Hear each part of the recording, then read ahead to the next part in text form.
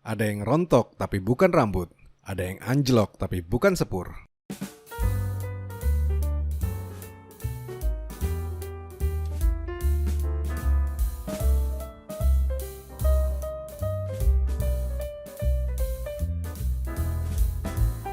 Hai, Facebook atau yang saat ini dikenal sebagai Meta merupakan perusahaan pertama yang mencetak rekor penurunan terbesar untuk satu hari perdagangan pada valuasi perusahaan dalam sejarah pasar saham Amerika Serikat.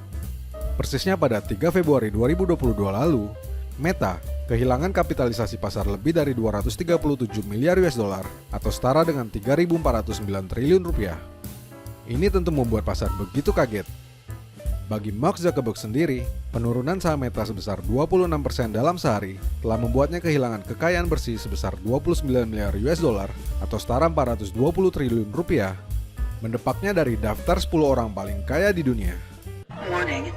System overheat. System overheat. System overheat. System overheat. System overheat. System. Di video ini, kita akan membahas berbagai hal menarik dari peristiwa tersebut, mulai dari disrupsi dan tren dalam industri sosial media serta periklanan online, hingga topik mengenai metaverse, pertaruhan besar Facebook yang ternyata jadi Dracula penghisap darah bagi perusahaan. Mari kita mulai.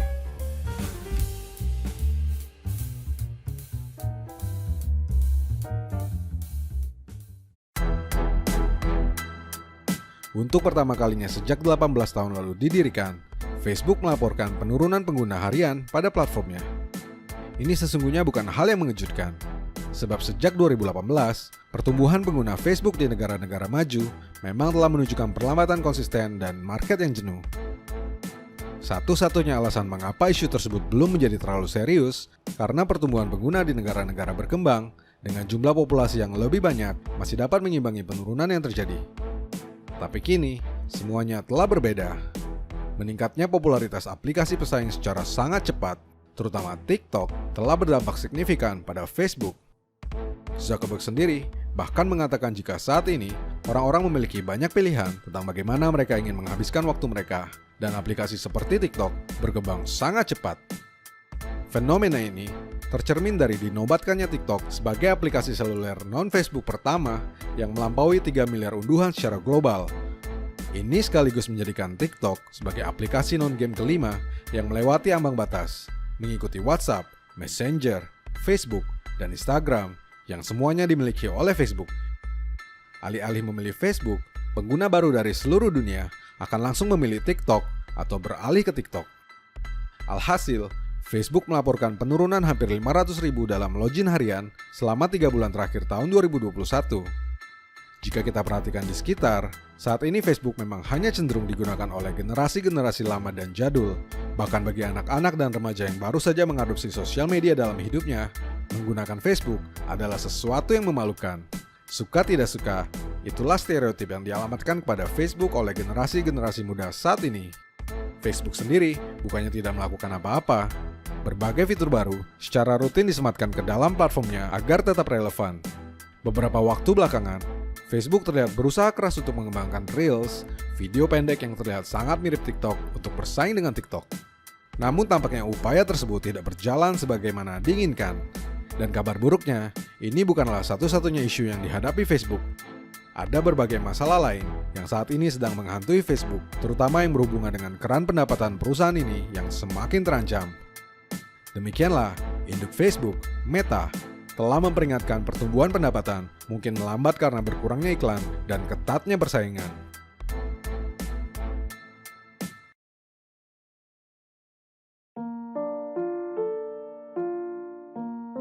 Disrupsi dalam dunia digital telah mencapai babak baru. Periklanan online yang selama ini merupakan sumber penghasilan utama Facebook adalah salah satu yang akan merasakan dampaknya. Isu mengenai pelanggaran privasi pengguna yang beberapa waktu belakangan terus mencuat telah mendorong berbagai kebijakan baru yang mau tidak mau akan mengusik ladang penghasilan Facebook. Di tahun 2021 lalu, Apple memperkenalkan aturan privasi terbaru, App Tracking Transparency (ATT), yang menawarkan opsi bagi para pengguna iPhone untuk menghentikan pemantauan aktivitas online pada aplikasi seperti Facebook. Meta sendiri telah mengklaim jika aturan ATT dari Apple berpotensi untuk merugikan perusahaan hingga 10 miliar US dollar atau sekitar 143,8 triliun rupiah. Dalam laporan tahunan untuk SEC baru-baru ini, Meta juga menemui kendala dengan aturan bernama Privacy Shield dan perjanjian model atau Standard Contractual Clauses yang berlaku di Eropa untuk perlindungan data. Bayangkan jika aturan yang sama nantinya diadopsi secara luas oleh berbagai pihak dan negara yang memiliki konsentrasi terhadap data pengguna. Well, tentu saja ini akan mengancam Facebook Ads yang menarget pengguna berdasarkan data yang mereka pantau. Selain itu, model periklanan yang dimiliki oleh Facebook pun terancam oleh pergeseran perilaku pengguna dan market yang sedang terjadi. Ada pergeseran dari attention economy yang berwujud kampanye periklanan konvensional menuju creator economy yang digerakkan oleh para influencer. Dalam jumlah yang masif, nampak jelas peralihan budget dari penggunaan iklan di dalam platform kepada para influencer dan content creator yang semakin relevan dengan pengguna. Ironisnya, para influencer dan creator ini menjalankan aktivitasnya di dalam platform, menggunakan sumber dayanya, menarget para penggunanya, tetapi mengantongi keuntungan bagi mereka sendiri. Dan seandainya pun kita menganggap seluruh isu tersebut tidak ada, Facebook Ads juga masih harus bersaing dengan lawan yang semakin sepadan, yaitu TikTok Ads yang kian populer. Beruntunglah, sebab Facebook telah bertransformasi menjadi Meta yang diyakini sebagai masa depan internet dan harapan baru perusahaan. Tapi apakah benar demikian?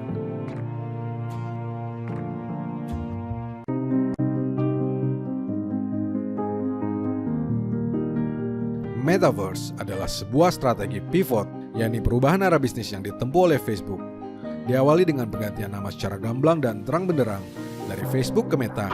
Facebook menunjukkan secara jelas visinya untuk menjadi Metaverse Company. Sayangnya, biaya untuk membangun Metaverse tidaklah murah. Reality Labs, divisi khusus yang mengembangkan Metaverse, telah menelan kerugian sebesar 10 miliar US dollar atau setara 144 triliun rupiah di tahun 2021 saja. Bahkan di tahun-tahun sebelumnya, Reality Labs juga telah mengalami kerugian yang tinggi, 4,5 miliar US dollar di tahun 2019 dan 6,62 miliar US dollar di tahun 2020. Berdasarkan fakta ini, nampaknya Meta masih harus menanggung kerugian dalam jumlah besar untuk waktu yang cukup lama. Alih-alih memberikan penghasilan, Metaverse justru akan menjadi Dracula penghisap darah bagi perusahaan. Dan walau saat ini semua pihak terlihat begitu latah dengan Metaverse, sesungguhnya Metaverse adalah sebuah pertaruhan besar yang mungkin saja akan berakhir dengan kegagalan. Metaverse ala Facebook akan jauh lebih beresiko lagi, sebab itu berangkat dari platform yang punya segudang masalah dan mulai ditinggalkan oleh penggunanya. Tak sedikit pakar yang telah membuat prediksi akan kegagalan ini. Bagi saya sendiri, Metaverse adalah sebuah lompatan teknologi yang keterlaluan. Oleh karena itulah, saya tidak berminat untuk serok saham Facebook yang terkoreksi parah, meski saya sendiri adalah pengguna Facebook Ads yang telah spend miliaran rupiah. Ketimbang serok Meta, saya lebih tertarik menambah muatan saya di saham-saham dalam negeri saja. Saat video ini dibuat, IHSG sudah menyentuh all-time high-nya, dan jika tak ada aral melintang, IHSG diprediksi akan menembus 8.000 tahun ini juga. Sebab ketimbang makan donat di Metaverse, lebih enak makan singkong di dunia nyata. Daripada jauh-jauh beli saham Amerika, mending beli saham Indonesia saja. Untuk membeli saham, kamu dapat menggunakan Ajaib. Ajaib adalah fintech unicorn investasi pertama di Asia Tenggara yang telah terdaftar dan diawasi oleh OJK dan IDX sehingga terjamin keamanannya. Lebih dari 1 juta orang sudah investasi saham di Ajaib. Sekarang giliran kamu. Jika kamu belum memiliki akun Ajaib, download dan install aplikasinya sekarang juga. Daftar 100% online tanpa minimum investasi. Jangan lupa, gunakan kode Ajaib Rianto untuk mendapatkan 1 koin Ajaib yang bisa ditukarkan dengan hadiah saham dari Ajaib. Saya, Rianto Astono.